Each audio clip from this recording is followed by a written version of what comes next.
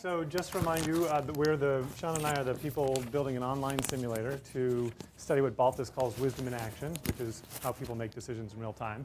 I wanted to call it the Wizimulator, but she said Howard wouldn't like that, so we decided not to.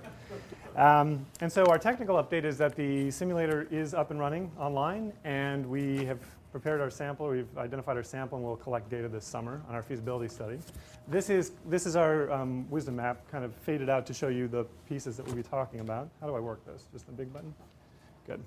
So one of the greatest challenges that we faced while developing this simulator was in coming up with the wisdom equation, right? Or in other words, in order to do the analyses that we proposed, we need a mathematical expression of how much wisdom is in the system at any given time as a continuous variable, as a quantitative variable.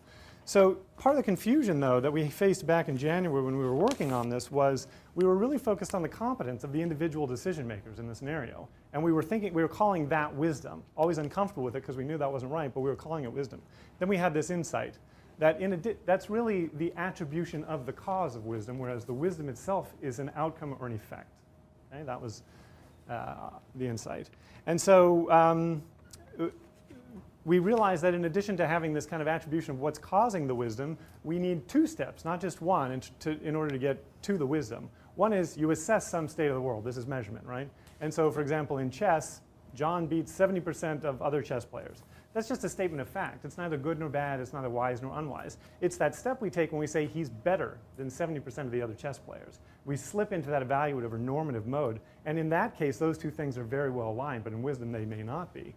And so the insight for us was that the key insight was that the competency model is the cause of the wisdom, and what's in the yellow boxes here in terms of the situation in the world that's being driven, that's where the wisdom itself is. So what's going on in the yellow boxes? Again, going back to our problem, how do we assess and evaluate wisdom? And so we went back to the wisdom literature, and in the literature we basically found 4 what we're calling symptoms of wise outcomes. First of all, we are incorporating the common good, and we are incorporating a sense of fairness or distributive justice. We are also linking individual outcomes to a shared fate. Again, we're all in this together, and we are balancing long-term sustainability with short-term gains or losses. Now, obviously, in this short time, we don't have the time to do a one-on-one correspondence between our equations and these symptoms, but we'd like to give you a flavor. So in the simulator, there are 2 players, and each of them and each round of play have to make a decision on how many factories to build in their country.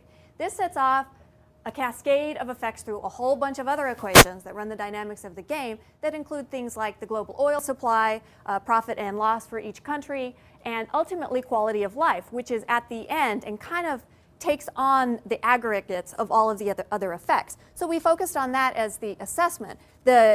The measurement of what's going on in the world on which we're going to base what we're talking about with wisdom. Quality of life, in social psychology, there are some findings that suggest that it's not just what's going on with us, but it's also how we compare to some reference, what's going on with others. And so when we're a little bit better off, we get a boost, here 25%. And when we perceive that we're doing a little bit worse, then we get slammed, right? And here we have 75%. Okay, now we take this assessment of quality of life and we turn it into an evaluation where again we add, well, is this good or is this bad? And the wisdom evaluation has both long-term and short-term. So with the short-term, we do an average of the total quality of life, and this is where this disparity, this lack of distributive justice, if it occurs, really hurts on the average, the short-term. And then we have the long-term equation, which is where after the players have played for 6 rounds, we just run the simulator out until it hits a steady state, an equilibrium state. And that is added in. So by operationalizing wisdom in this way, using a simulator tool to collect data, and where it's independent of any characteristics of the people who are playing, again, anybody can come in and play this simulator, we can measure the causes, which is what Mike was talking about with, in our case, it's competency model, and the effects, which is what we're calling wisdom. And we can measure it with the simulator separately and concurrently so that we're trying to make things an empirical platform, to look at this empirically to better understand the relationship between psychological processes or behaviors that relate to wisdom without collapsing it into wisdom itself. That's what we're trying to do. The end. Thank you.